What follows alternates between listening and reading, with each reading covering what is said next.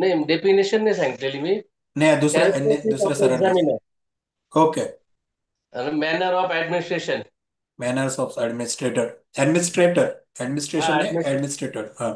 जो हा. ऍडमिनिस्ट्रेट करतो त्याचे मॅनर्स. ते ओके. आपण टेस्टिंग वगैरे, सर टेस्टिंग मधलं आपण हे करतोय. मी शुक्रवारी आपण जो क्लास घेतला कॉग्निटिव्ह सायकोलॉजीचा, हा हा हा. मी त्याविषयी विचारतोय.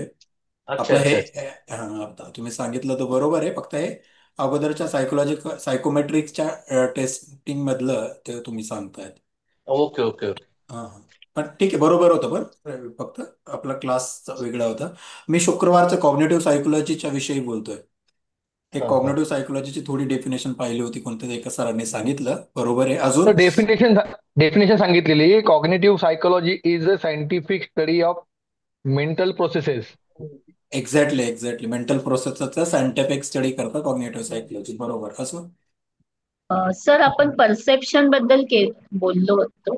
एक्झॅक्टली, आपण परसेप्शन बद्दल थोडं डिस्कस केलं होतं. आणि की एरियाज ऑफ स्टडीज. की एरियाज ऑफ स्टडीज आपल्या ह्याच्या की कॉग्निटिव्ह सायकोलॉजीच्या रिलेटेडच्या की एरियाज पाहिले होते आपण. बरोबर. आणि nature of cognitive psychology. Nature of cognitive, थोडक्यात सांगता येईल नेचर ऑफ कॉग्निटिव्ह सायकोलॉजी काय होतं?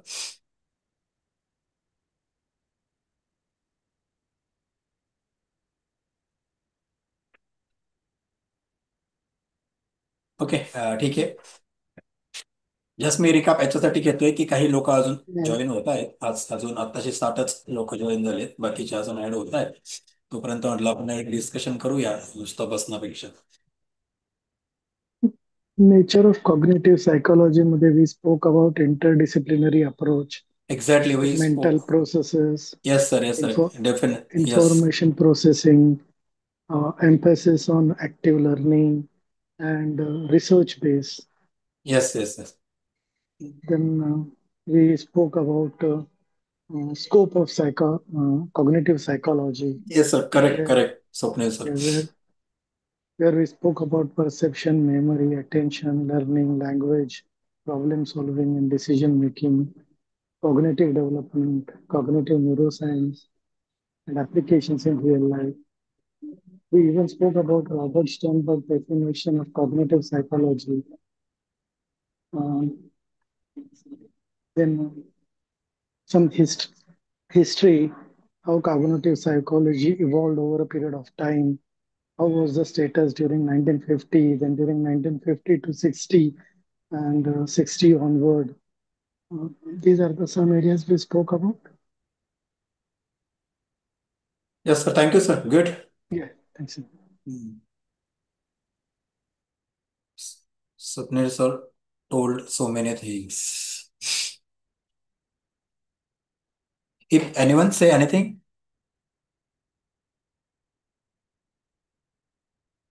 Okay, thank you. Today we start our second lecture of cognitive psychology. Can I speak now?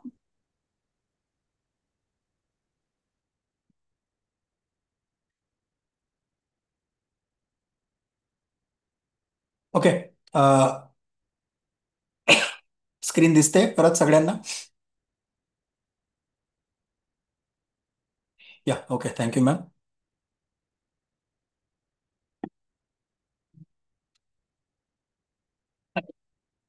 पुढचा आपण टॉपिक आपण बघूया. पुढचा जो आपण काल आपण घेतला होता, त्याच्यापैकी त्याचा पुढचा जो पार्ट आहे फर्स्ट चॅप्टर मधला, इमर्जन्स ऑफ कॉग्निटिव्ह सायकोलॉजी. म्हणजे त्याचा नेमका उदय कुठून झाला, काय झाला, कसा झाला, आपण कॉग्निटिव्ह सायकोलॉजी बद्दल आपण चर्चा पाहूया. The term of emergence of cognitive psychology refers to the historical development and rise of cognitive psychology as a distinct branch of psychology. Cognitive सायकोलॉजीचा उदय हा शब्दाचा जर मानसशास्त्र नीट पाहिलं तर ही एक मानसशास्त्राची एक स्वतंत्र शाखा म्हणून झाला, आणि एक ऐतिहासिक विकास व वाढ आपल्याला कॉग्निटिव्ह सायकोलॉजी नंतर मानसशास्त्राच्या फील्डमध्ये आपल्याला दिसते. मग how psychology move from the philosophical roots to structuralism to functionalism, functionalism to behaviourism, and finally to the cognitive revolution after 1950 to 1970, the era of 1950 to 1960. Structuralism तर फंक्शनलिझम, तिथून बिहेवियरिझम, तिथून कॉग्नेटिव्ह रिव्होल्युशन ला सुरुवात आपल्याला तिथून जायला दिसतं. आणि तिथून एक सायकोलॉजीला एक वेगळा टर्न आपल्याला सायकोलॉजी फील्डला या या 1950 त्या 1970 मध्ये आपल्याला लावलेला दिसतो. याच्या आपल्याला संशोधकांनी जे केवळ दिसणाऱ्या वर्तनावर न थांबता मनातला आतल्या जे अंतर्गत प्रक्रिया आहे, ज्याला आपण काल परत परत आपण तेच पाहत होतो की perception, memory, problem solving, languages, है ना. The point when the research began to the seriously study the mind internal process, the instead of only focusing on observable behaviour. फक्त वर्तनावरती त्यांनी अभ्यास सोडून माइंडच्या म्हणजे मेंदूच्या आतली जी प्रोसेस आहे ती perception, memory, problem solving, languages आणि सेन्सेशन्स असेल, अटेन्शन, या सगळ्या याच्याला वेगळ्या याच्या त्यांनी अभ्यास करायला सुरुवात केलेली आपल्याला दिसते.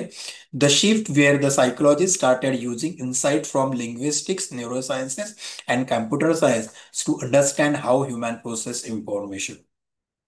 आपल्याला दिसतं की मानसशास्त्राने भाषाशास्त्र असेल, मेंदू विज्ञान ज्याला आपण न्यूरोसायन्स म्हणतो, संगणक शास्त्र असेल, या संकल्पनाचा वापर करून मानवाचा माहिती प्रक्रिया समजून घेण्यासाठी एक पुढाकार घेतलेला आपल्याला ह्या कालखंडानंतर आपल्याला एक चेंजेस आपल्याला एक झालेले दिसतात.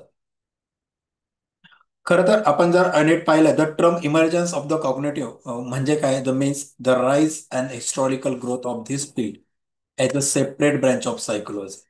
Why the first, why are this is the four points is mainly included in this: the philosophy, structuralism and functionalism, behaviorism, and cognitive revolution. So, what is the philosophy? Philosophy म्हणजे काय?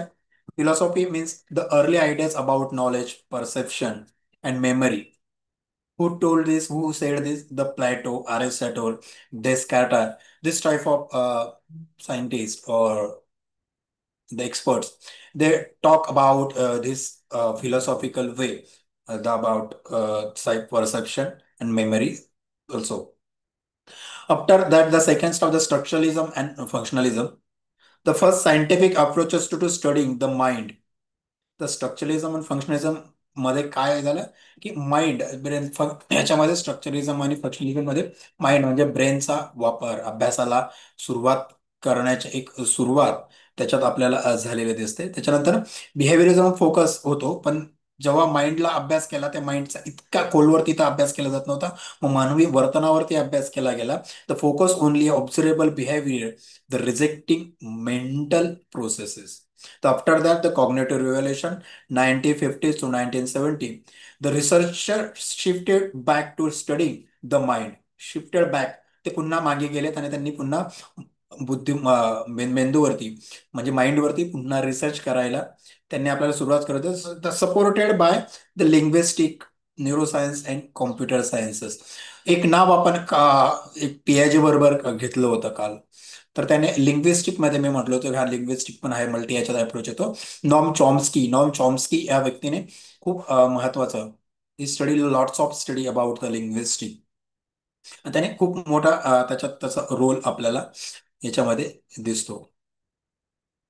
तर what is introduction, मग त्याची नेमकं थोडक्यात जर माहिती घेतली तर आपण काय होईल, तर cognitive psychology studies the inner working of the human mind. हे आपण कंटिन्यू काल परवाच्या पण पहिल्या स्लाइड पाहून आपण पाहतो की ह्युमन माइंडचं आपण इनर वर्किंग काय आहे याचा तो अभ्यास करतो. Focus how people process, store and use information. People आपल्या व्यक्तीची जी इंटरनल प्रोसेस आहे त्याची साठवण्याची क्षमता आणि use of the information, application काय आहे इन्फॉर्मेशनचं, याचा स्टडी, याच्यावर फोकस स्टडी कॉग्निटिव्ह सायकोलॉजी करता. Aim to the explain thinking, memory, perception, problem solving and decision making, the develop through the various theories and models over the decade. तर what is the key idea of this, the from its beginning main goal and understanding how human process information. After that, cognitive psychology aims to answer question that the behaviorism couldn't. म्हणजे cognitive सायकोलॉजीचे उदयाच्या जे याच्यापासून जे उत्तर मिळायला लागले ते बिहेवियरिझम म्हणजे वर्तनशास्त्राने नाही दिलेले. The growth of the field, the shape by the contribution from the philosophy, experimental psychology and neurosciences and AI, artificial intelligence. ह्या की आयडिया या संपूर्ण आपल्याला याच्या दिसतात. मग 1 minute. Okay. What to say about this section? This section introduce how cognitive psychology emerged as a field.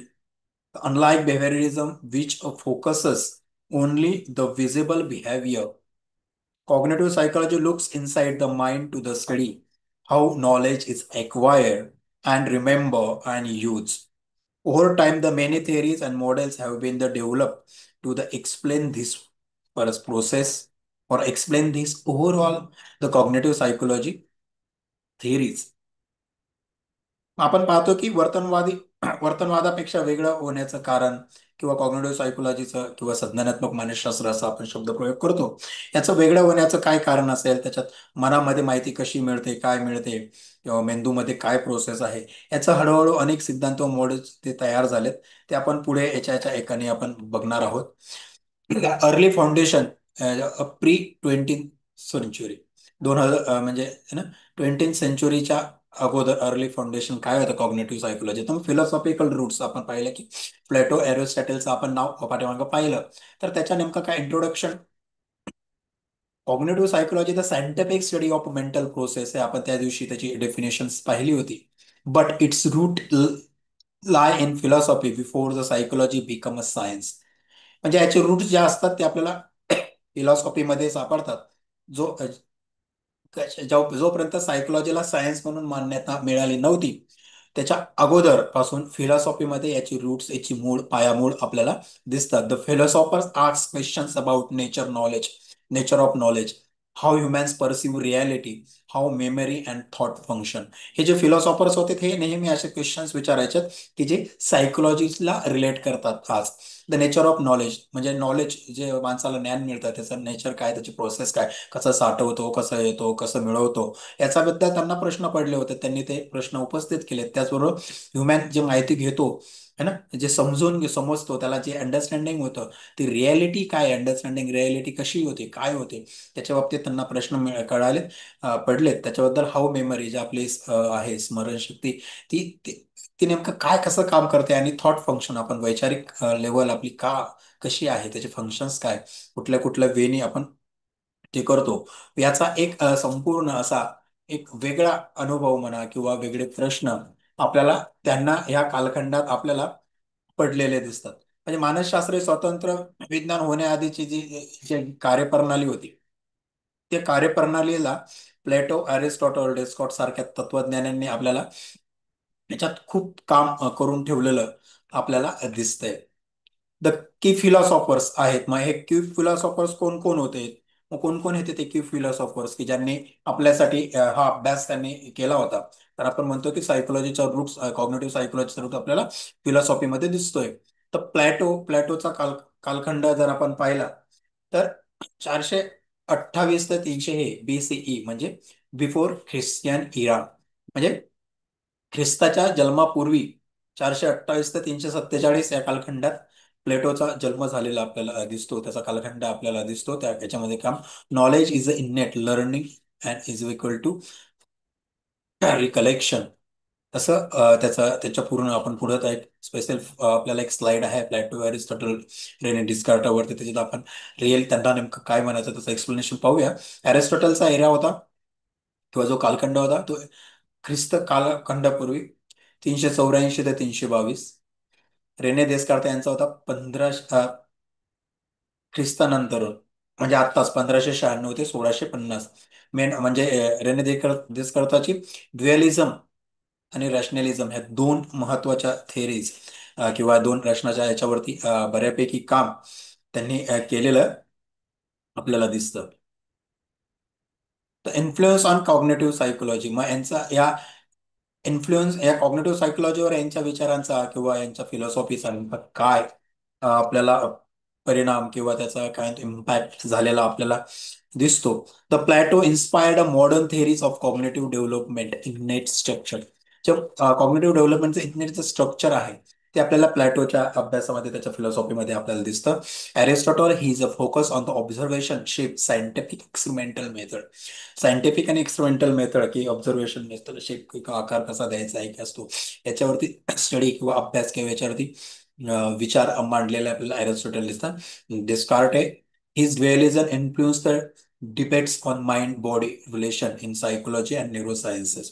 त्याची dualism नावाची त्याची जी कन्सेप्ट किंवा ती थेरी त्यांनी मांडली आहे डिस्कार्ताने, त्याचा माइंड बॉडी रिलेशन म्हणजे आपला मेंदू आणि शरीर याच्याबद्दलचं जे रिलेशन आहे आणि सायकोलॉजी आणि न्यूरोसायन्सेसमध्ये काय त्याचा परिणाम होतो याच्याबद्दल त्याने आपल्याला अभ्यास केलेला आपल्याला दिसतो.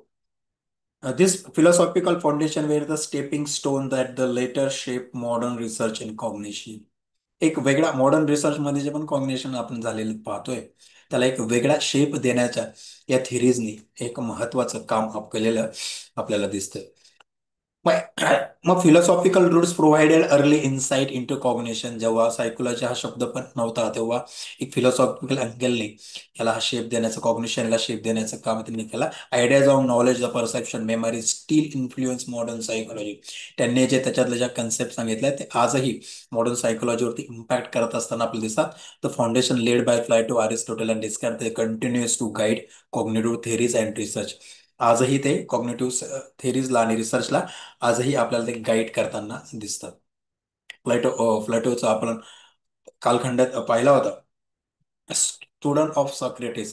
प्लेटो हा कोण होता? सॉक्रेटिस म्हणून एक तत्ववेत्ता होता ज्याला आपण फिलॉसॉफर्स म्हणून ओळखतो. सॉक्रेटिस आपल्या सगळ्यांना बऱ्यापैकी नाव माहिती असेल. या सायक्रेटिसचा हा विद्यार्थी बिलीव्ह नॉलेज इज इनेट म्हणजे काय, त्यांनी काय म्हटलं होतं, आपल्यातलं जे नाही ना जे नॉलेज आहे ते जन्मजात असतं है ना, ते बाहेरून कुठून आपण मिळवत नाही, ते आपण जन्मजात आपल्याकडे नॉलेज असतं असं प्लॅटोने म्हटलं. त्याच्यानंतरून त्याने learning and is equal to recollection म्हणजे ते आपल्यात असणारं उपजतं नॉलेज प्लस लर्निंग, त्याचं recollection of what the soul already knows म्हणजे आपल्याला अगोदरच जन्मजात असलेली माहिती आणि यांचा दोघांचा जो परिणाम त्याच्यावरती आपल्याला त्यांनी काम केलेलं आपल्याला आठवतं. The Republic theory of forms असं त्यांनी एक थेरी आपल्याला मांडली जी त्यांनी खूप छान पद्धतीने मांडली होती. त्याच्यात contribution the early ground work for how human perceive and interpret the world.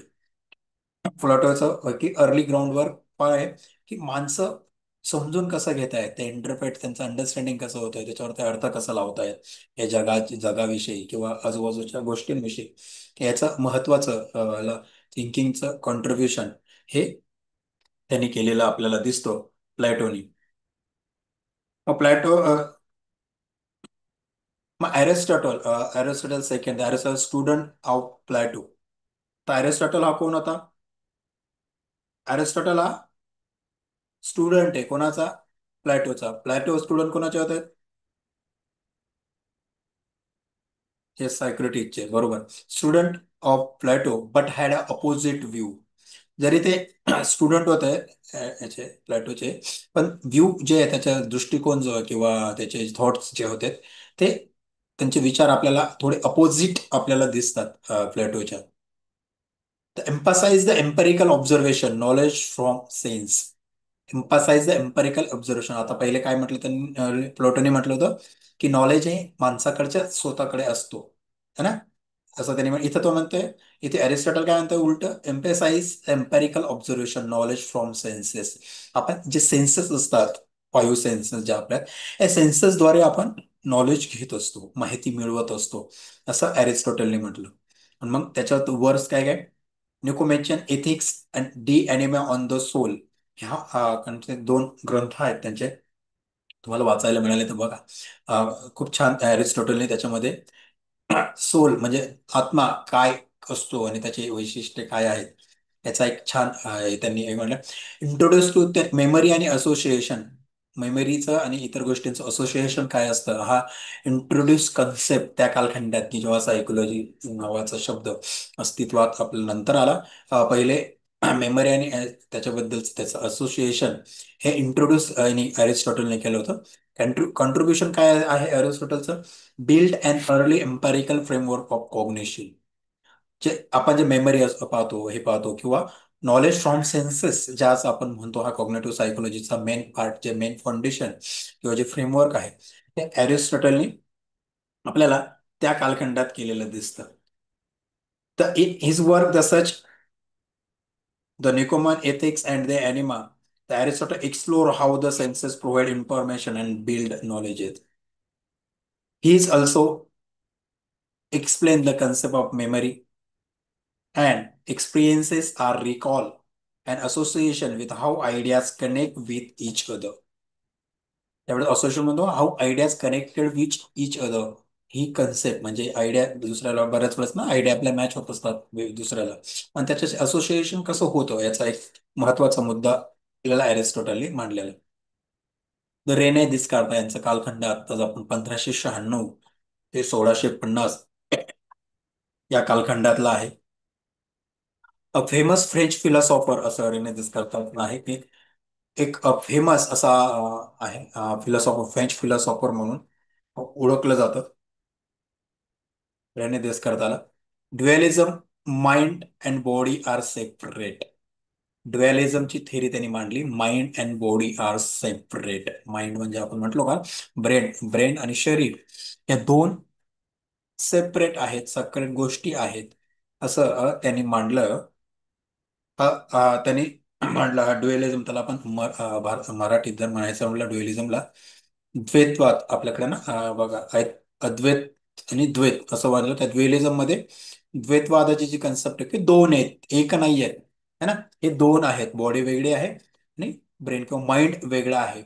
The meditation on the first philosophy, mind non material body physical. Meditation हे त्या कालखंडात रेनेस करताना सांगितलं होतं की मेडिटेशन, फिलॉसॉफीमध्ये मेडिटेशन हा महत्वाचा आहे. जर मेडिटेशन आपण केलं तर अमूर्त मन, म्हणजे त्याला आपण म्हणतो अमूर्त म्हणजे नॉन मटेरियल अँड मटेरियल असं आपण ज्याला म्हणतो, ज्याला आपण फिजिकल म्हणजे भौतिक अभौतिकता असं आपण म्हटलं.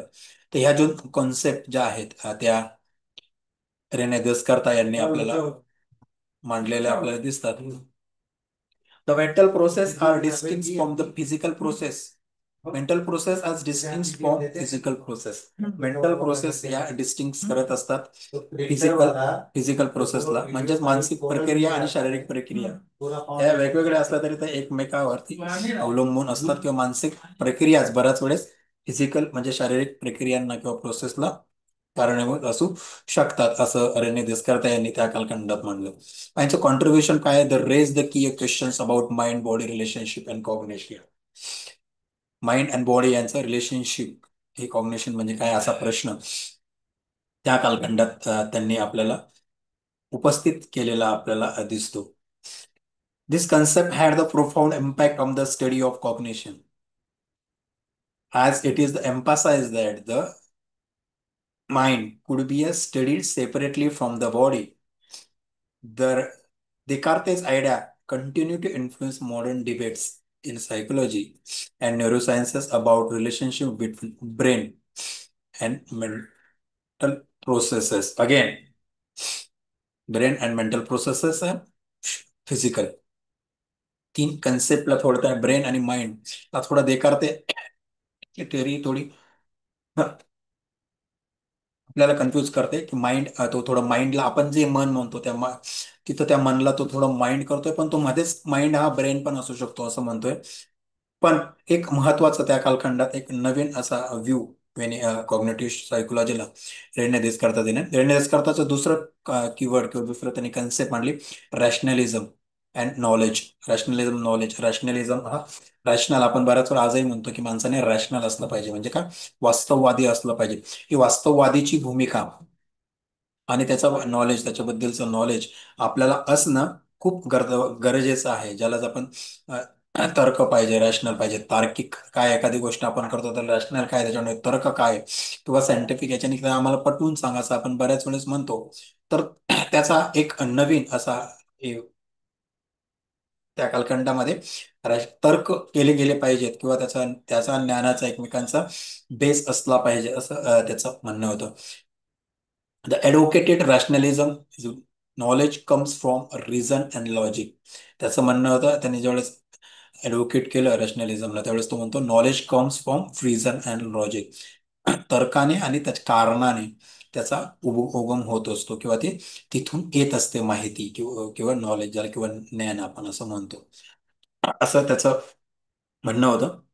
त्याचं एक प्रसिद्ध विधान आहे आपण त्याचं, कॉग्निटो इर्गो सम, म्हणजे मी विचार करतो म्हणून मी तत्वात आहे. I think therefore I am, है ना.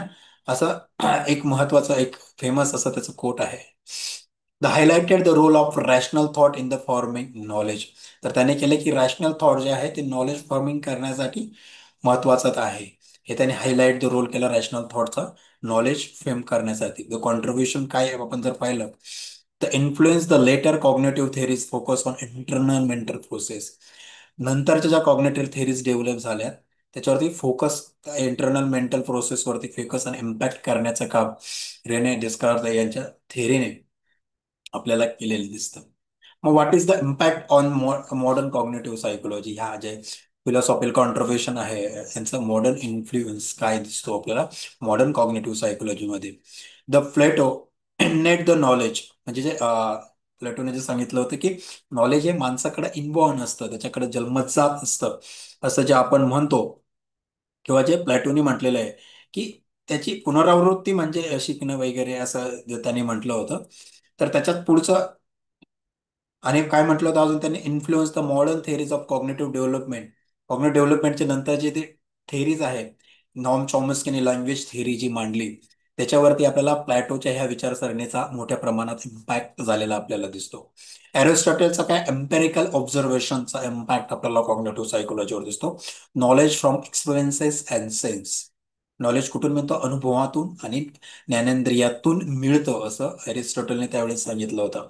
त्याचा इन्फ्लुएन्स होतो झाला किंवा होतोय अजूनही. Basis of the scientific and experimental methods in psychology.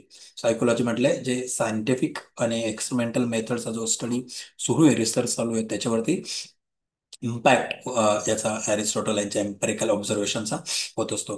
आणि डेस्कार्टचा माइंड बॉडी ड्युअलिझमचा, mind body and mental physical हे वेगवेगळे आहेत याचा. मग याचा neurosciences and mind body debates जिथे जिथे होतात किंवा जिथे अभ्यास होतोय तिथे यांचा फिलॉसॉफिकल स्ट्रक्चरचा आपल्याला डेफिनेटली इम्पॅक्ट झालेला आपल्याला दिसतो. मग समरी म्हणता येईल तर फिलॉसॉफिकल रूट्स ऑफ कॉग्नेटिव्ह सायकोलॉजीचं काय, आपल्याला याची समरी जर आपण घेतलो तर काय आपल्याला याची समरी करता येईल. तर philosophical root give the key insight into knowledge, perception and memory. ज्ञान, ग्रहण, स्मृती, ज्याला परसेप्शन म्हणतो आपण, याचं जे आहे याचं हे की पॉइंट्स, की इन्साइट आपल्याला फिलॉसॉफिकल वेमध्ये मिळतात. Contribution of Plato, Aristotle is करतात the shape early ideas of mental process. Their ideas still influence modern cognitive theories and research method. पुढचा जो आपला आता 1.4.2चा आहे, स्ट्रक्चरलिझम अँड फंक्शनलिझम. आपण जो पहिल्या याच्यात पाहिलं होतं की शिफ्ट कसं होत गेलं त्याच्यानंतर लेटर 19 आणि early 20 century. The structuralism, functionalism, early school of psychology.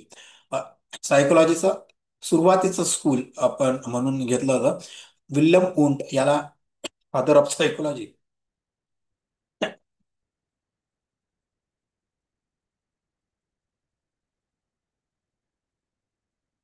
थोडी तब्येत खराब आहे आज, सर्दी खोकला आहे, तर म्हणून मध्ये मध्ये असा थोडं डिस्टर्बन्स येईल आपल्याला. द विल्यम वुंट यांना he known as the father of psychology. He established the first psychological lab in 1879, Leipzig, the psychology as a separate science.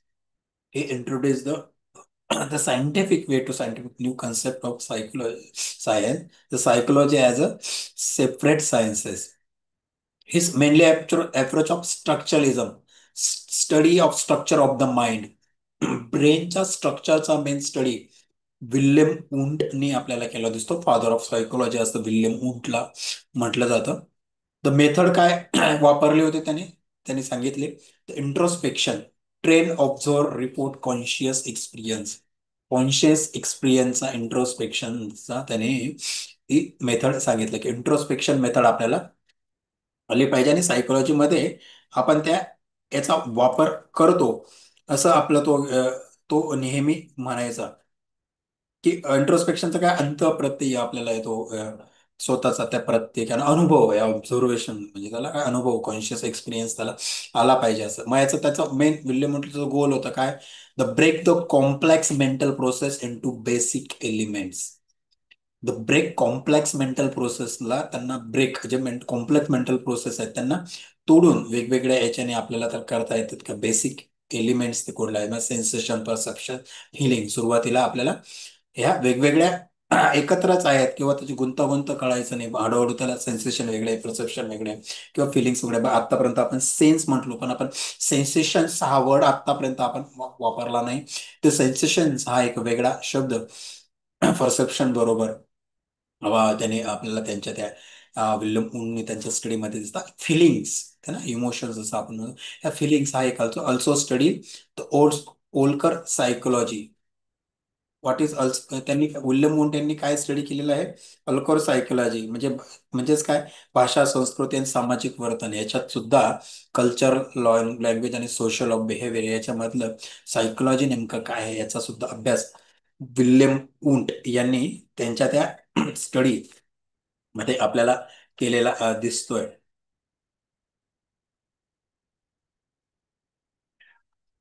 पुढचा जो आहे एक्सपर्ट किंवा स्ट्रक्चरलिझमचा पुढचा जो एक्सपर्ट आहे की ज्याने खूप मोठं त्याचं काय म्हणतो आपण त्याला हे दिलं कंट्रीब्युशन आपल्याला सायकोलॉजी फील्डमध्ये दिलेलं दिसतं, ते आहे एडवर्ड टिचनर. 1867 टू 1927 असा आहे. स्टुडंट ऑफ वुंड, विल्यम वुंडचे स्टुडंट आहेत हे student Edward Titchener. He brought the structuralism to the US. What is US?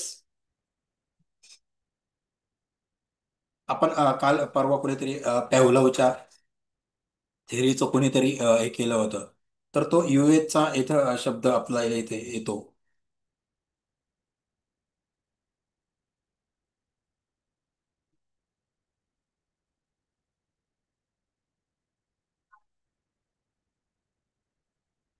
ठीक, प्रॉड द स्ट्रक्चरलिझम मध्ये US मध्ये त्यांनी आणला. चे दोन अर्थ होतात, की आपल्याला सर्वसाधारण ज्ञात असलेला युनायटेड स्टेट, सायकोलॉजिकल आणि अनकंडिशनल स्टिम्युलस. अशा चे दोन फॉर्म आहेत. मॅक्झिमम वेळेस आता US असं म्हटलं की सायकोलॉजी म्हटलं आपल्याला अनकंडिशनल स्टिम्युलस हा शब्द येईल. पण इथे ज्यावेळेस आपण स्ट्रक्चरिझम आणि याच्यात घेतलं तर अजून आपण स्टिम्युलस वरती पोहोचलेलो नाहोत, तो आपल्याला नंतर येईल है ना, लर्निंग थेअरीच्या वेळेस. इथं आपल्याला US मध्ये युनायटेड स्टेट मध्ये त्यांनी सुरुवातीला स्ट्रक्चरिझम आणला. हे expanded the introspection, divided the conscious in है ना, the sensation, feelings, images, mental representation.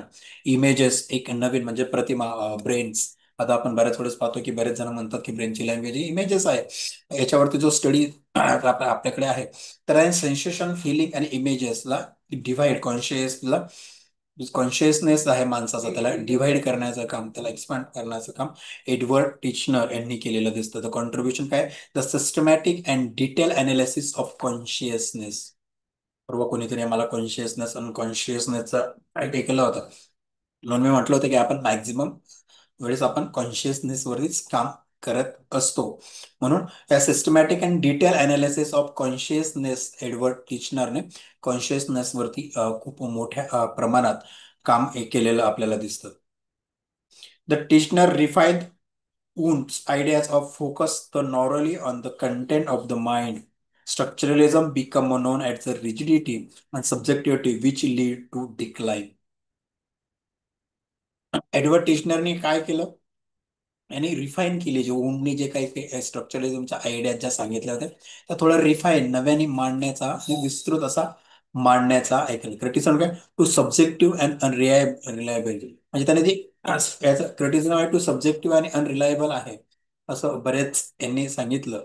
Individual आणि इंट्रोस्पेक्शन मध्ये बऱ्याच नंतरच्या त्याच्यावरती जी टीका दिसते. पण त्याने जी रिजिड स्ट्रक्चरलिझमची जी कन्सेप्ट होती तिला ते रिजिड कन्सेप्टला फाटा देण्याचं काम आपल्याला एडवर्ड टिचनर यांनी त्यांच्या याच्यात दिसतं. पुढचे आहेत विल्यम जेम्स.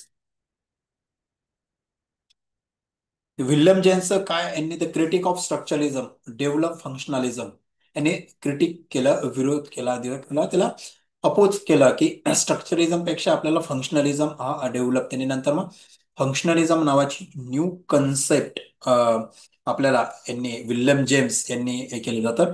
बघा आतापर्यंत आपण स्ट्रक्चरलिझम ज्यांनी ज्यांनी सांगितलं होतं किंवा त्याच्यावरती काम केलं होतं त्यांच्या आपण हे करत होतो. आता इथून पुढे आपण फंक्शनलिझम जे फंक्शन्स आहेत त्या फंक्शनलिझमचा वरती ज्यांनी काम केलं त्या सगळ्यात सुरुवातीचं काम William James, yes, Vivo V2325. काय करतात आपण?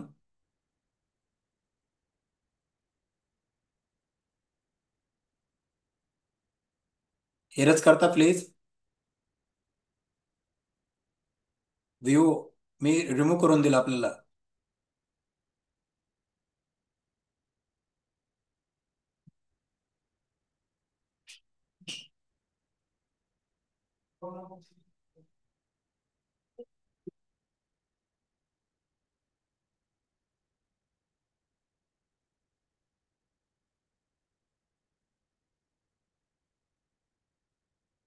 बेटर.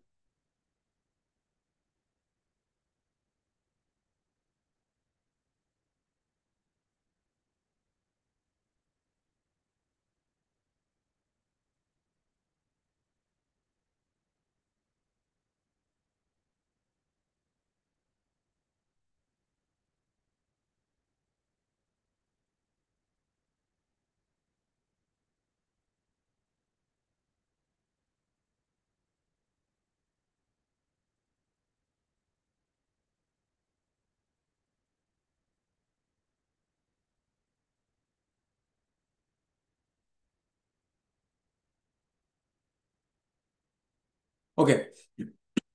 तर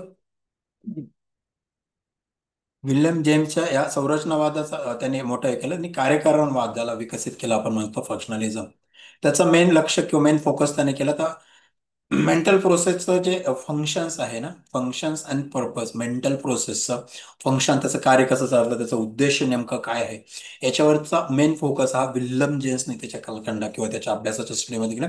की आयडियाज काय आता mental process help individuals adapt to their environment.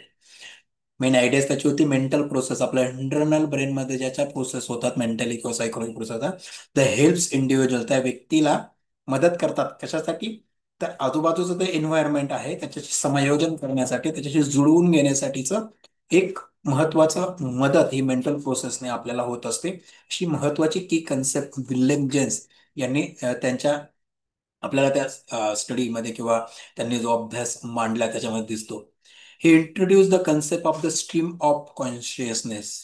त्यांनी नवीन कन्सेप्ट किंवा नवीन आपल्याला इंट्रोड्यूस केली, स्ट्रीम ऑफ कॉन्शियसनेस. म्हणजे काय? विचार सतत, द स्ट्रीम ऑफ कॉन्शियसनेस संकल्पना देताना काय नाही त्यांनी, the thoughts are continuous and ever changing. व्यक्तीचे विचार जे असतात ते कंटिन्युअस बदलत असतात. फिलॉसॉफीचा एक आधार घेऊन त्यांनी प्रॅग्मेटिझम हा नावाचा जो नवीन आयडिया, जो values of idea lies in their practical use, हा नवीन कन्सेप्ट फिलॉसॉफीला उचलून त्यांनी तो वापरला. आणि हीच contribution influence the applied psychology. Applied psychology William जिमचा खूप मोठा इम्पॅक्ट आपल्याला दिसतो. जसं एज्युकेशन सेटअप किंवा क्लिनिकल सेटअपमध्ये आज आपण ज्या ज्या थेरपीज यांना बरं करण्यासाठी थेरीज वापरतो, या त्या त्या मॅक्झिमम त्याच्यावरती इम्पॅक्ट करण्याचं काम विल्यम जेम्स याच्या थेरीने आपल्याला केलेलं दिसतं. खरं तर William James the believe the psychology should focus on how the mind works in practice. His functionalist approach the highlighted adaptation and usefulness the shaping applied psychology. एवढ्या दोन ओळीत आपण पूर्ण विल्यम जेम्स यांची थेरी किंवा त्यांचे काम एक शॉर्ट मध्ये जर आपल्याला विचारलं तर ते सांगून लिहून आपण एक्सप्लेन करू शकतो. The structuralism versus functionalism. The structuralism Wundt and Titchener हे दोघं गुरु शिष्यांनी ही स्ट्रक्चरलिझम कन्सेप्ट मांडली. The main aim of structuralism identify the basic elements of consciousness, method of introspection and weakness too abstract and subjective. Subjective व्यक्तिनिष्ठ होतात and abstract म्हणजे व्यक्तीनुसार बदलतात म्हणून ते बदलत असणारे, आणि टू ॲबस्ट्रॅक्ट हे त्याच्या weaknesses. Functionalism the study functions of mental प्रोसेसचे जे वेगवेगळे फंक्शन्स असतात त्याचा स्टडी करणं, अभ्यास करणं, त्याच्यावरती विवेचन करण्याचं काम फंक्शनलिझमचं आहे, जे जेम्सने सांगितलं. The method observation of real life behaviour, माणसाच्या वास्तविक खऱ्या वर्तनाचं ऑब्झर्वेशन करणं, निरीक्षण करण्याचं काम हे फंक्शनलिझम मध्ये जेम्स. तिथून पुढे आपल्याला पाहतो की बिहेवियरिझमला सुरुवात झालेली आपल्याला नंतर दिसते. द स्ट्रेंथ, त्याचे काय वरतीच्या विकनेस, याचा स्ट्रेंथ आहे द प्रॅक्टिकल आहे, प्रॅक्टिकल बेस आहे, apply to education and mental health मध्ये त्याने ऍप्लिकेशन, आपण अप्लाइड सायन्सेस वरती त्याने चांगला इम्पॅक्ट अप्लाइड सायकोलॉजी वरती फंक्शनलिझमचा झालेला आपल्याला दिसतो. लेगेसी काय आहे याची? The structuralism, the pioneer of experimental method in psychology. Experiment method म्हणजे उंटने पहिले एक्सपेरिमेंटल लॅब, जसं मी म्हटलो की फादर ऑफ सायकोलॉजी असं विल्यम उंट यांना म्हटलं जातं. The pioneer the experimental method in psychology, the inspired the later cognitive research.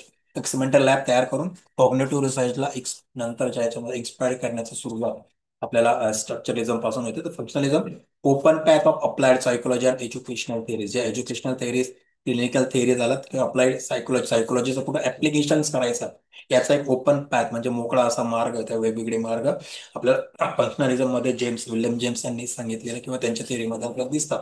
He influence the later the school life behaviourism and cognitive psychology. Behaviourism वर्तनशास्त्र आणि कॉग्निटिव्ह सायकोलॉजीवर impact झालेला दिसतो.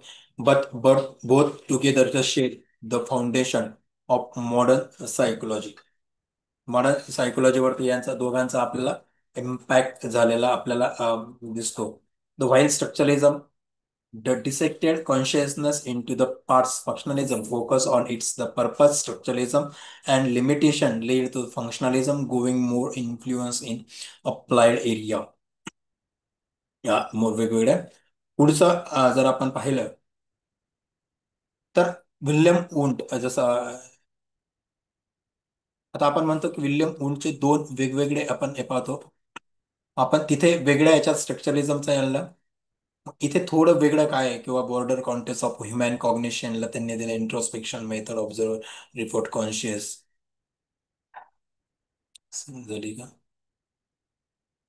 Okay, चला एक जातो मी.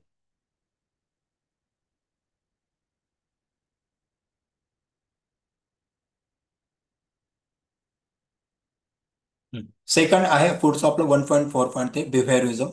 जसं त्यांनी आपल्याला तिथं आपल्याला शेवटच्या याच्यात बिहेवियरिझम वरती फोकस करण्याचा थोडा जो दिला.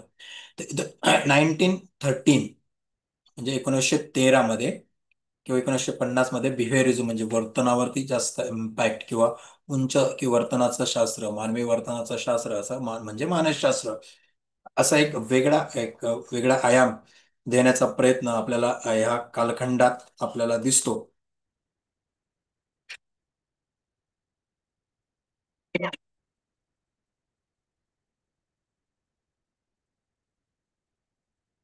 The emerge in early 20th century, उदय कधी झालेला दिसतो आपल्या 20th सेंचुरीच्या सुरुवातीला आपल्याला यांचा आपल्याला उदय बिहेवियरिझमचा झालेला दिसतो.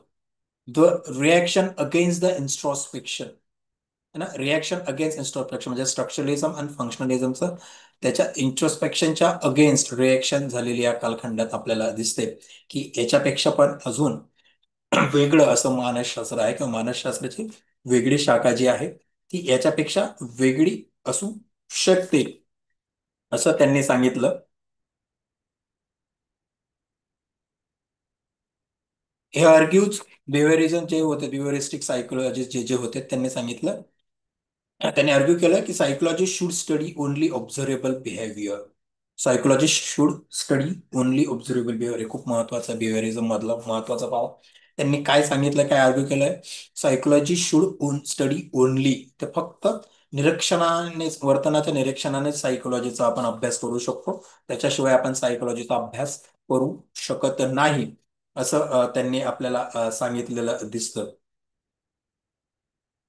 पुढचं focus on objectivity and measurable action. त्यांनी सांगितलं फोकस ऑफ ऑब्जेक्टिव्हिटी. सायकोलॉजी करताना ऑब्जेक्टिव्हिटीला मेजर मेजरेबल आपल्याला ऍक्शन्स जे असतात त्याला ऑब्जेक्टिव्हिटीला फोकस आपल्याला करावं लागतं. म्हणजे सर्वसमावेश ऑब्जेक्टिव्ह सब्जेक्टिव्ह नाही राहत. असं आपण पाहिलं की वरती सब्जेक्टिव्ह होतं स्ट्रक्चरिझम, तर इथे आपण ऑब्जेक्टिव्हिटीकडे जातोय. ऑब्जेक्टिव्हिटी अँड मेजरेबल ऍक्शन्स बिहेवियरिझमने सांगितलं. इग्नोर सबनेसिक concept like thoughts and consciousness. एक व्यक्ती काय विचार एकटाच हा असा विचार करतो, सगळ्याचा विचार करतो न करता कॉमन जसे ऑब्जेक्टिव्ह वेने आपण त्याला ऑब्जेक्टिव्ह थिंकिंगने आपण त्याचा विचार करावा असं त्यांनी म्हटलं. The behaviourism arose in early, आपल्याला माहिती आहे की 19 as a psychologist become a frustrated with introspection. Sir मी सुरुवातीचं म्हटलं की इंट्रोस्पेक्शनच्या रिएक्शन वेगळ्या अशा ज्या रिएक्शन आपल्याला केल्या. The main method of structuralism and functionalism, the introspection relied on subjective reports of conscious experience which critics saw the unscientific and unreliable. The behavior led by thinker John Watson and B.F. Skinners, या दोन व्यक्तींनी B.F. Skinner and John Watson ह्या दोन व्यक्तींनी याच्यावरती जास्त impact वर्तनशास्त्रावरती आपल्याला टाकलेला दिसतो. तर psychology should be a purely objective science. This approach shifted the psychology towards studying the stimulus response and relationship, conditioning and learning pattern. बिहेवियरिझमच्या स्टडीमुळे काय केलं, शिफ्ट झालं कशावरती. आता जर आपण काल पॅव्हलॉवचा चिन्ह आपण चर्चा केली है ना. पॅव्हलॉवच्या याच्यात जे कंडिशनिंग आलं आहे ना. आता मिस्टर स्टिम्युलस आला, आता मी थोडा पुढे अनकंडिशनल स्टिम्युलस म्हटलं होतं, स्टिम्युलस आलं. याच्यावरती शिफ्ट होऊन एक नवीन इन्साइट त्याला देण्याचं काम आपल्याला इथे दिसतंय. द जॉन बी वॅटसन, ज्याला आपण आता बिहेवियरिझमला सुरुवात फाउंडर ऑफ बिहेवियरिझम, हा 1913 मध्ये त्यांनी पेपर प्रेझेंट केला होता, the psychology as the behaviour view it या नावाचा पेपर. त्यामध्ये त्यांनी सांगितलं की बिहेवियर कशा कशा, त्यांनी काही उदाहरण दिलं की कशी माणसं वर्तनाचा अभ्यास करून आपण माणसाची सायकोलॉजी ओळखू शकतो, त्याच्या बाबतीत फ्युचर प्रोडिक्शन करू शकतो. कारण सायकोलॉजी म्हणजे फ्युचर प्रोडिक्शन आपण त्या दिवशी पाहिलं, तसं फ्युचर प्रोडिक्शन आपण करू शकतो वर्तनाच्या साह्याने. आपण त्यांनी इंट्रोस्पेक्शनला रिजेक्ट केलं आणि ऑब्झर्वर बिहेवियरला फोकस केल्याचं आपल्याला दिसतं.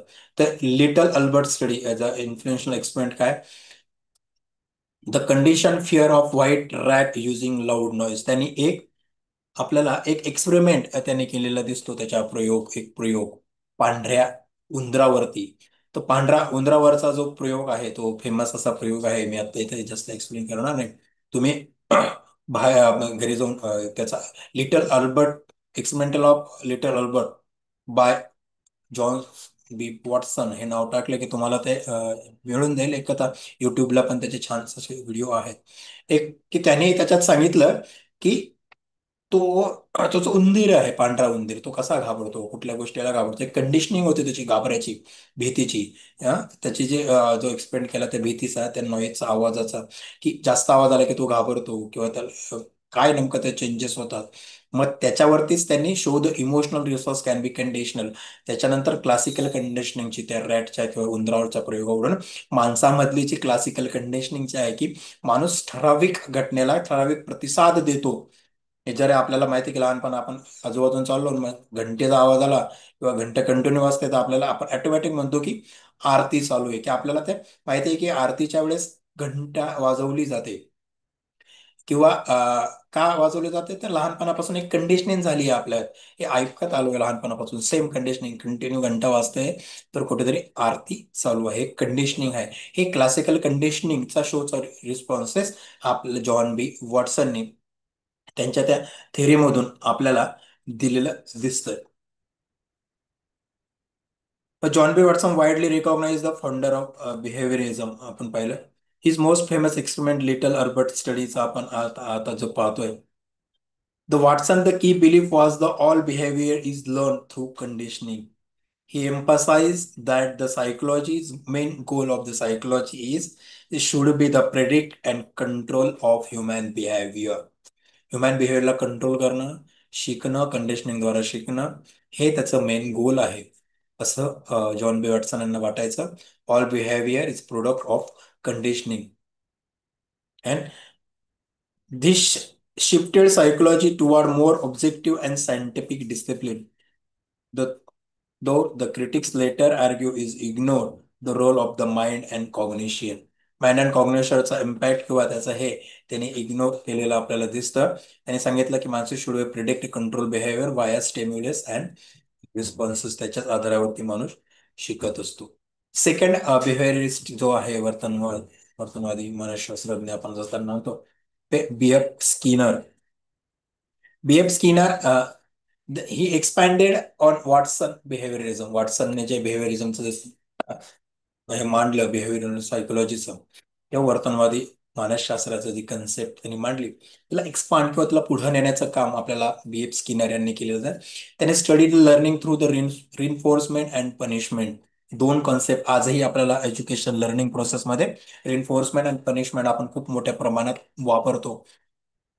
की एखाद्या व्यक्तीने चांगलं वर्तन केलं तर आपण त्याला कंटिन्यू बक्षीस देत जातो, त्याला प्रेज देत जातो, चांगलं चांगलं म्हणत जातो, त्याच्याने त्याचं वर्तन चांगलं होत जातं किंवा सुधारतो. किंवा नाही जर चुकीचं केलं तर आपण त्याला पनिशमेंट किंवा शिक्षा करतो. आणि हेच रिइन्फोर्समेंट अँड पनिशमेंट. फक्त त्या पनिशमेंट कुठल्या प्रकारचे असाव्यात ते पण आपल्याला नंतर लेटर ऑन त्याच्यावरती वर्क करून सांगितलं की सध्या शारीरिक इजा वगैरे नाही, पण इथे त्यांनी म्हणताना पनिशमेंट हा शब्दाचा B.F. स्किनर यांनी उपयोग केलेला आपल्याला दिसतो. The famous of experiment using the Skinner box. Skinner box म्हणून एक फेमस एक्सपेरिमेंट त्यांनी केला, त्याला आपण ऑपरंट कंडिशनिंग जसं काय ऑपरंट कंडिशनिंग. हे कंडिशनिंग मध्ये लर्निंग मधली खूप महत्वाची कन्सेप्ट आहे ऑपरंट कंडिशनिंग. ज्यांनी B.Ed वगैरे केलं असेल त्यांना हे ऑपरंट कंडिशनिंग हा पार्ट जरूर झाला असेल. त्यांना B.F. स्किनर 100% त्यांनी वाचला असेल, कारण स्किनर बॉक्सने लर्निंग वरती प्रयोगाने लर्निंग प्रोसेस वरती खूप मोठा इम्पॅक्ट टाकला होता, अजूनही आहे आणि भविष्यात पण आपल्याला तो होताना दिसेल इतका ह्या एक्सपेरिमेंटचा मोठा आहे. The principle of operant conditioning.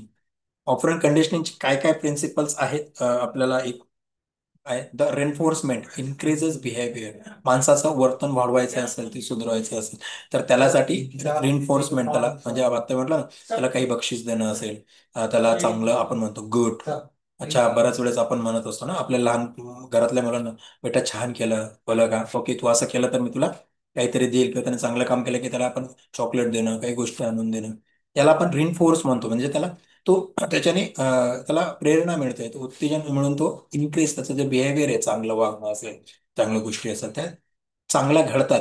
आणि सेकंड आहे पनिशमेंट, डिक्रीज द बिहेवियर. एखादं बिहेवियर कमी आपण म्हणतो, एखादी मुलगा जर बाहेर जाऊन वेगळ्या त्याला लहान मुलाला कळत नसतं, तो बाहेर जाऊन काही चुकीचं वाक्य शिकून येतो आणि तो त्या घरात वळतो, तर आपण त्याला तसं नाही म्हणायचं, तसं नाही म्हणायचं, परत ऐकायचं नसेल तर आपण त्याच्यावर बराच वेळेस ओरडतो, काही वेळेस त्याला पनिश करतो. तर पनिशमेंट हा डिक्रीज बिहेवियर म्हणजे ते बिहेवियर, ते वर्तन आहे ते कमी करण्यासाठी पनिशमेंटचा आधार घेतला जातो. ही कन्सेप्ट B.F. स्किनर यांनी मांडली. आणि शेपिंग, एखाद्याच्या बिहेवियरला शेप करायचं स्टेप बाय स्टेप, याचं प्रॉपर असं सायंटिफिक वेचं शेपिंग कसं असलं पाहिजे, या शेपिंगचे वेगवेगळे टाईप्स आपल्याला B.F. स्किनर, सध्या आपला तो पार्ट नाही म्हणून मी तो घेत नाही पुढे, पण तो येईल त्यावेळेस आपण स्टेप बाय स्टेप शेपिंगचे काय आहे ते आपण पाहू. शेपिंग आणि guiding behaviour the step by step, म्हणजे शेप करायचं काम. तर याचाच इम्पॅक्ट आणि ऍप्लिकेशन B.F. स्किनरचं जर आपण पाहिलं तर B.F. Skinner is considered one of the most influential figure in behaviorism. While the Watson introduced the idea of that behaviorism learn, the Skinner expanded it with the theory of operant conditioning and his impact and application of his theory.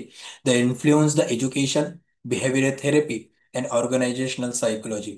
Organisation सायकोलॉजीमध्ये industrial psychology म्हणजे औद्योगिक मानसशास्त्र, इथे behavioural थेरपीमध्ये आणि एज्युकेशनमध्ये मी म्हटलं ना लर्निंगवरती यांची खूप मोठा इम्पॅक्ट या B.F. स्किनर्स बॉक्सने टाकलेला आपल्याला दिसतो. तर इथे त्यांचा मोठा इम्पॅक्ट आणि त्याचा आजही B.F. स्किनर यांची थेरीज वापरली जाते. The technique use in the classroom management and behaviour modification. Behaviour modification जी टेक्निक आहे B.F. स्किनरची, ती आजही आपल्याला बऱ्याच वर्तन सुधारण्यासाठी लहान मुलांचं असेल त्याच्यासाठी वापरताना आणि क्लासरूम मॅनेजमेंटमध्ये वापरताना आपल्याला आजही दिसते. The critic of cognition and behaviourist perspective. Behaviour ते कॉग्निशन म्हणजे कॉग्नेटिव्ह सायकोलॉजी आणि जे कॉग्निशन आणि बिहेवियरिस्ट पर्स्पेक्टिव्ह याच्यामध्ये विरोधाभास म्हणता येईल, किंवा काय वेगळ्या अंगाने काय क्रिटिक्स आहेत त्याचा जर आपण नीट विचार केला, किंवा वर्तनवादी दृष्टिकोनातून याच्यावरती टीका कॉग्निशन म्हणजे जे मेंटल प्रोसेसवरती पाहतो. The behavioral scientists reject reject of mental process state. Mental स्टेटला त्यांनी रिजेक्ट केलं. ते म्हणतात की behaviour the rejected focus on thought on belief feelings याचं वगैरे काही हे नाही. तर हे वर्तन हे सगळ्या याचं मूळ आहे. आणि वर्तनानेच जसं आपण सांगितलं की कंडिशनिंगद्वारे व्यक्ती शिकत असतो असं तो म्हटलं, आणि त्याचद्वारे तो बिघडत पण असतो असं बिहेवियरिस्टिक यांनी म्हटलं. म्हणून त्यांनी मेंटल स्टेट त्यांनी विरोध केला. They argue the mental process are unobservable. त्यांनी सांगितलं मेंटल प्रोसेस जे आहे ते ऑब्झर्वेबल नाही होतात. ब्रेनमध्ये, मेंदूमध्ये काय उलटं पालटं काय होतंय, काय कोणाला दिसतंय का, काहीच कळत नाही.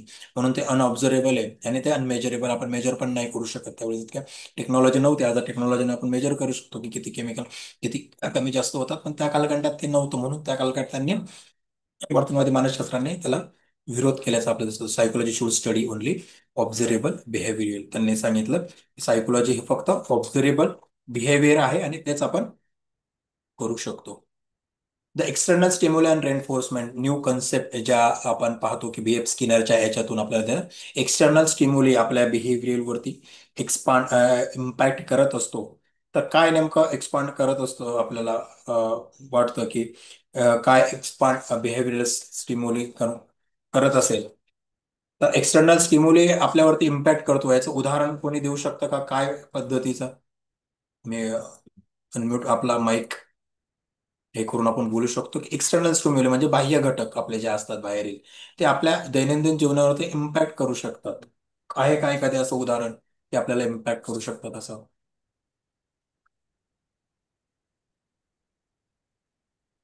ऑफिसमध्ये जर कामाचा ताण असेल तर तो घरी थोडासा चिडचिड होऊ शकते.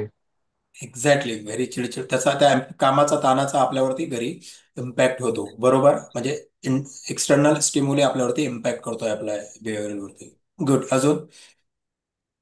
आपल्या आजूबाजूला जर सतत खूप मोठे आवाज येत राहिले तर त्याचा परिणाम आपलं डोकं दुखणं आणि त्याच्यामधून आपल्या बिहेवियरमध्ये वेगवेगळे चिडचिडेपणा किंवा रागीटपणा असे परिणाम दिसू शकतात. Yes, correct madam.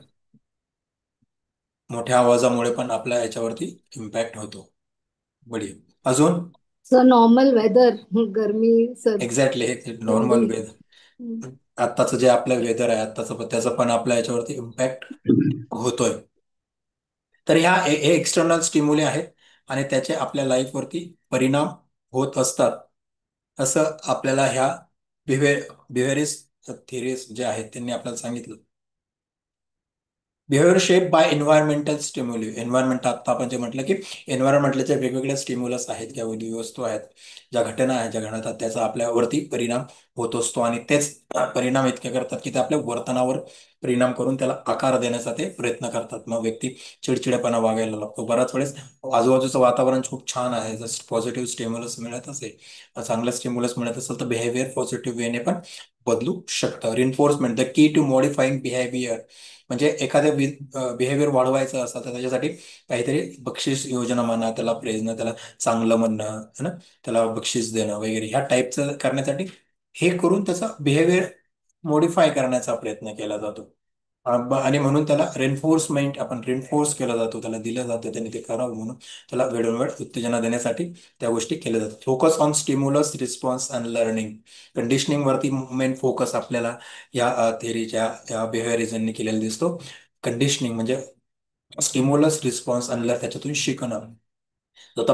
याच्यामध्ये स्किनर बॉक्सचं उदाहरण आहे, त्याचा पॅव्हलॉवचा जो डॉग्सवरचा स्टडी आहे, यांचा सगळ्यांचा आपल्याला याच्यामध्ये येतो. चिंपांजीचा जो स्टडी येतो तो पण आपल्याला याच्यामध्ये येतो आणि त्याच्यातून आपण कंडिशनिंग होतो. No need to the infer hidden mental state. त्यांनी स्टेट सांगितलं, स्टेट नाकारला त्याने, मेंटल स्टेटला त्याचा इम्पॅक्ट होतो. मेंटल प्रोसेसचा बिहेवियर किंवा याच्यावरती कुठलाही प्रकार इम्पॅक्ट होत नाही किंवा काही नाही असं त्यांनी त्याला धडधडीत नाकारल्याचं आपल्याला त्या कालखंडात दिसतं. The empirical research the strength काय आहे? The promoted rigorous scientific method आहे, यूज टू कंट्रोल एक्सपेरिमेंट.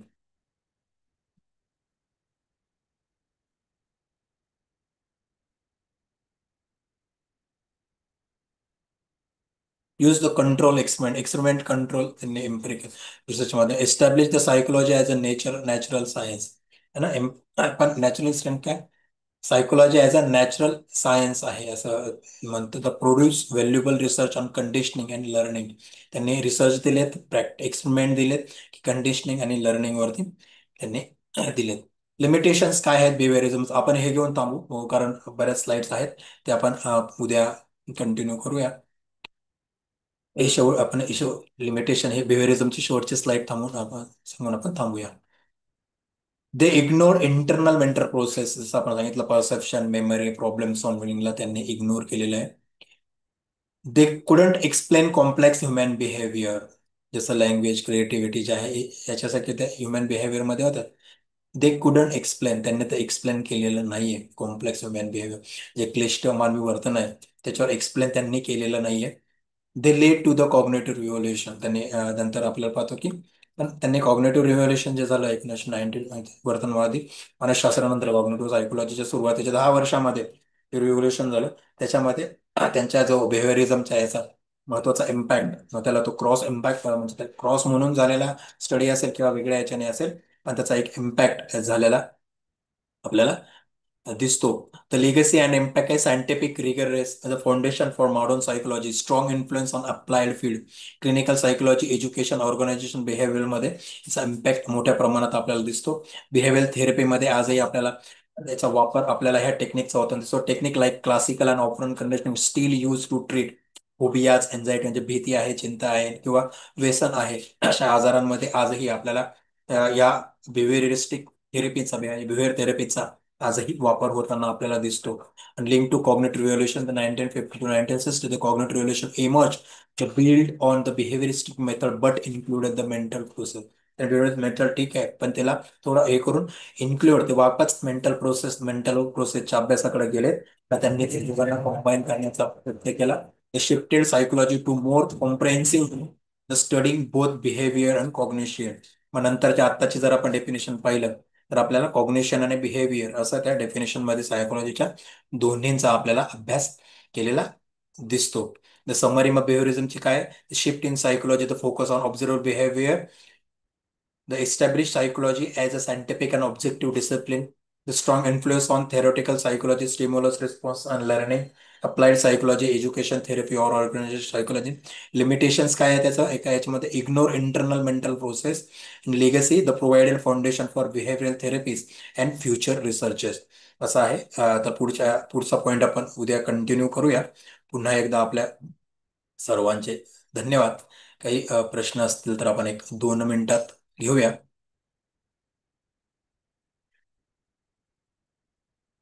हात वरती करा म्हणजे मला कळेल की आपल्याला प्रश्न विचारायचा आहे, नसेल तर मग आपण थांबूया.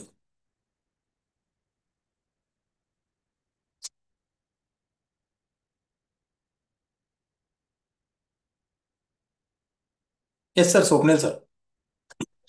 सर, स्ट्रक्चरलिझम आणि फंक्शनलिझम याचं काही उदाहरण देता येईल का? सर स्ट्रक्चरलिझम मध्ये सुरुवातीला त्यांनी काय सांगितलं की एक स्ट्रक्चर ब्रेनचं जे स्ट्रक्चर्स त्यांनी आपल्याला एक सांगितलं सुरुवातीला की एक वेगळ्या ज्या मेंटल प्रोसेस वगैरे त्यांनी एक स्पेसिफिक स्ट्रक्चर सुरुवातीला मांडलं की एक्सपेरिमेंट त्यांनी केला की ब्रेन असतो पण मग त्याचा तो संपूर्ण याच्यावरती आपल्याला वापर करतो. पण नंतर फंक्शनलिझम की त्याच्यात ब्रेनमध्ये वेगवेगळे फंक्शन्स असतात, फक्त तेवढंच नसतं तर त्याचे वेगवेगळे फंक्शन्स आहेत. मग त्याच्यात नंतर त्यांनी सेन्सेशन टाकला, फिलिंग्स टाकलेत, कारण फिलिंग सेन्सेशनवरती आज आपण काम मोठ्या प्रमाणात करतोय. पण त्या कालखंडात त्यांनी परसेप्शन स्ट्रक्चरलिझम मध्ये आपण पाहतो की परसेप्शन हा शब्द स्ट्रक्चरलिझम मध्ये त्यांनी फक्त ब्रॉड अँगलने घेतला होता, पण परसेप्शन मध्ये सेन्सेशन आहे, तर परसेप्शन आणि सेन्सेशन हे दोन वेगवेगळे पार्ट आहेत. हे फंक्शनलिझम मध्ये टाकलं का आपण पाहतो की आपण 5 सेन्सेस द्वारा जे घेतो त्याला आपण आपल्याला कळत आहे ते त्याला सेन्सेशन आपण म्हणतो. हे आपण फंक्शनलिझम मध्ये त्यांनी ते वेगवेगळे केले की नाही बाबा हे वेगळे आहे, सेन्सेशन वेगळे आणि परसेप्शन वेगळे आहे, जे समजतंय जे अर्थ लावतोय आपण ते वेगळं आहे आणि जे घेतोय ते वेगळं आहे. या दोन वेगवेगळे कन्सेप्ट त्यांनी आपल्याला त्याच्यामध्ये स्ट्रक्चरलिझम आणि फंक्शनलिझम मध्ये आपल्याला पाहायला मिळतात. मग त्याच्यात फक्त वरती याच्यामध्ये आपण पाहिलं होतं की स्टोअर करणं वगैरे ह्या ज्या घटना आहेत ते मेमरी एक वेगळी कन्सेप्ट फंक्शनच्या याच्यामध्ये केलं की सुरुवातीला माणूस थिंक करतो हे करतो आणि त्याला उपजत ज्ञान जे नॉलेज जे म्हटलं आपण सुरुवातीलाच जे की उपजत नॉलेज जे आहे ते माणसाकडेच आहे आणि त्याच्यातून तो करत असतो आणि काही गोष्टी घेतो असं जे आहे. तर फंक्शनलिझम सांगितले उपनिषद नॉलेज जे त्याच्याकडे नसतं, तो माणूस जे नॉलेज आहे ते बाहेरून घेतो. म्हणजे मी तुमच्या